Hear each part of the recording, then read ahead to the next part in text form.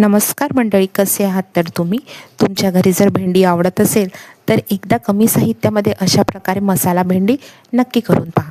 सगळ्यात पहिले मी इथे भेंडी छान स्वच्छ धुवून आणि पुसून घेतली आहे. दोन्ही बाजूने कापून घेतली आहे आणि उभ्या बाजूने कट करून दिलेली आहे. अशा प्रकारे सगळी भेंडी मी चिरून घेतलेली आहे.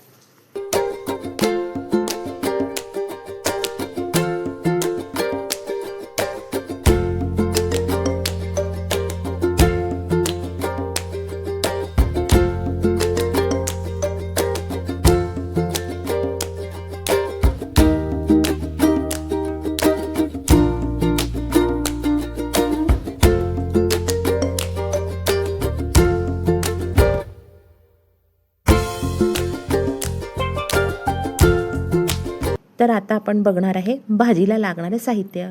चिरलेली भेंडी, हळद, तिखट, मीठ, कस्तुरी मेथी, गरम मसाला, किचन किंग मसाला आणि 2 ते 3 चमचे दही, बारीक चिरलेली कोथिंबीर, एक मध्यम आकाराचा बारीक चिरलेला कांदा आणि किसलेला लसूण.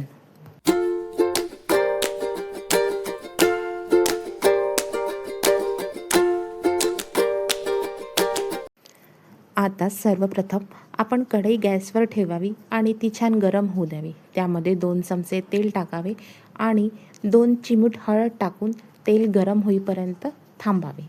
तेल गरम झाले की त्यामध्ये भेंडी छान टाकून तळून घ्यायची आहे. भेंडी छान क्रिस्पी होईपर्यंत तळावी. एकदम ती लाल पण नको आणि एकदम काळी पण नको.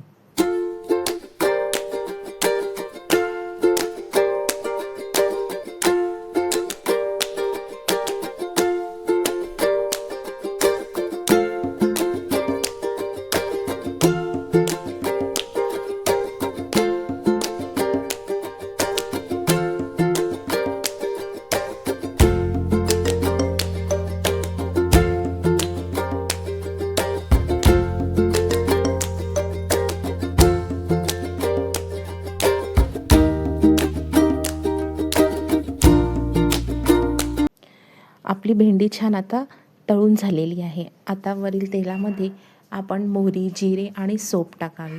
हे छान तडतडले की त्यामध्ये अगदी अर्धा चिमूट किंवा 1 चिमूट आपण हिंग टाकायचा. हिंग वगैरे झाला की त्यामध्ये बारीक चिरलेला कांदा टाकायचा. कांदा हा छानपैकी 2 मिनटं परतून घ्यावा. कांदा परतून झाला की त्यामध्ये किसलेला लसूण आणि चिरलेली हे टाकावी, मिरची टाकावी.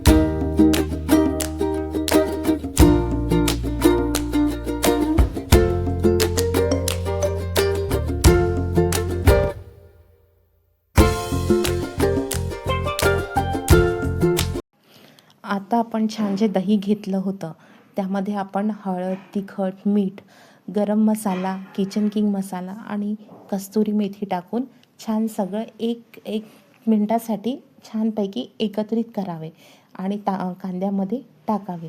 दह्याने कांद्याला तेल छान सुटतं व काही आंबट टाकायची गरज नसते.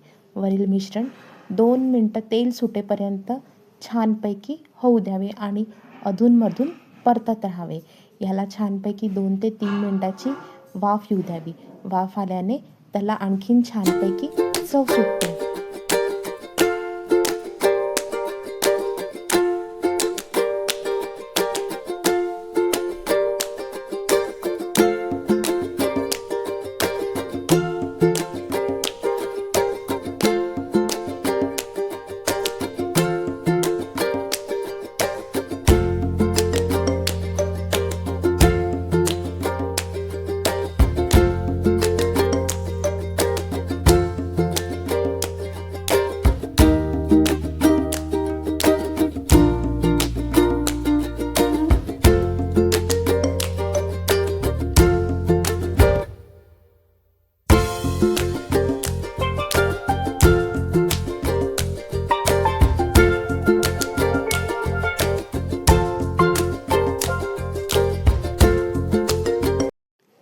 आपल्या ग्रेव्हीला आता छानपैकी वाफ आलेली आहे. आता या ग्रेव्हीमध्ये आपण तळून घेतलेली भेंडी टाकूया.